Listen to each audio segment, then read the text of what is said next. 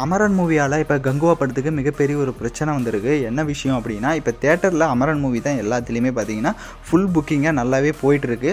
So 250 கோடிக்கு மேலேயும் பார்த்தீங்கன்னா வசூல் பண்ணியிருக்கு. இப்போ இந்த படத்தால் கங்குவா படத்தை சில ஓனர்ஸ் வந்துட்டு வாங்க தயங்குறாங்களாம். ஸோ எங்களுக்கு வந்து அமரன் மூவியே வந்துட்டு நல்லா போயிட்டுருக்கு. ஸோ அதனால் கங்குவா படம் எங்களுக்கு நாங்கள் வந்து கம்மி ஸ்க்ரீனில் வந்துட்டு ரிலீஸ் பண்ண போகிறோம் அப்படின்றது ஒரு பிரச்சனை பார்த்தீங்கன்னா ஸ்டார்ட் ஆகிருக்கு.